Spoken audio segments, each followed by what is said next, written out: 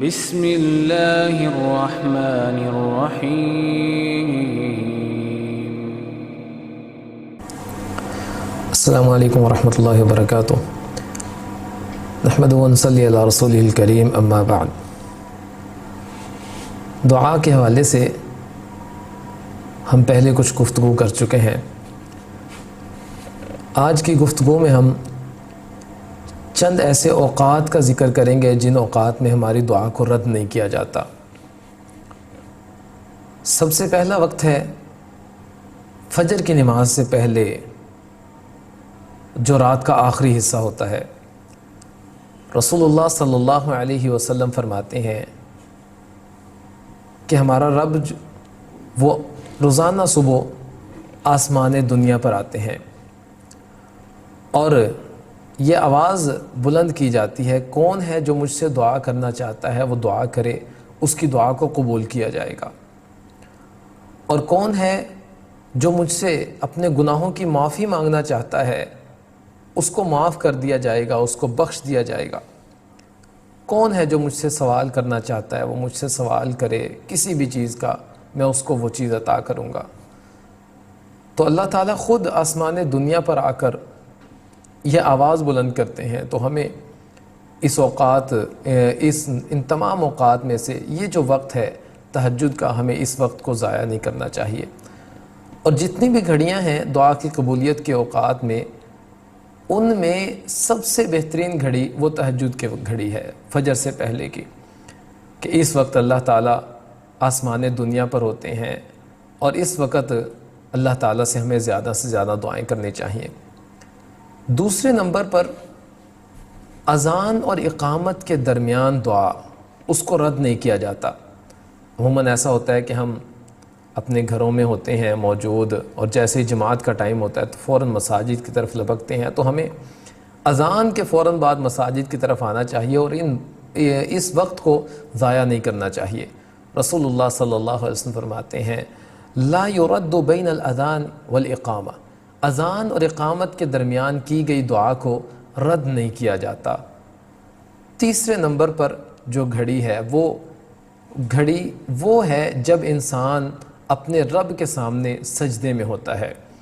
رسول اللہ صلی اللہ علیہ وسلم فرماتے ہیں اقرب ما یکون العبد من ربہ وہو ساجد فاکثر الدعاء، سجدے کی حالت میں بندہ اپنے رب کے سب سے زیادہ قریب ہوتا ہے، لہٰذا فاکثر الدعاء، تم زیادہ سے زیادہ اپنے رب سے دعا کیا کرو سجدے کی حالت میں۔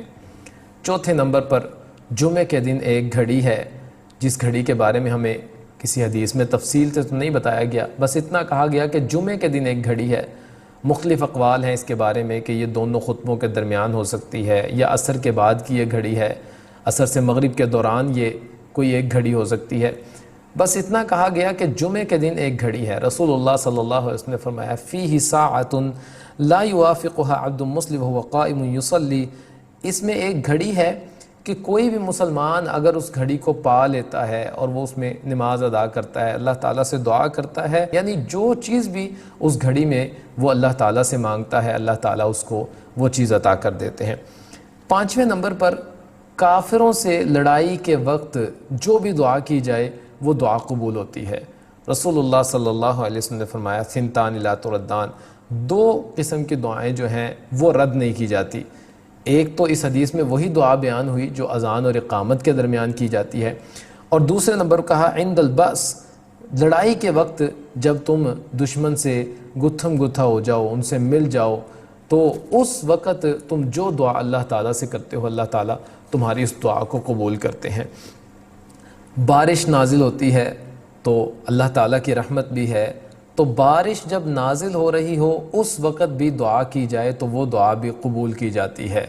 رسول اللہ صلی اللہ علیہ وسلم فرماتے ہیں دو قسم کی دعا ان کو رد نہیں کیا جاتا، اس میں بھی ایک اذان اور اقامت والی دعا اس کو شامل کیا گیا، اور کہا گیا وَتَحْتَ الْمَطَرِ، جب بارش نازل ہو رہی ہو تب بھی اللہ تعالیٰ سے دعا کیا کرو، اس وقت کی دعا کو رد نہیں کیا جاتا۔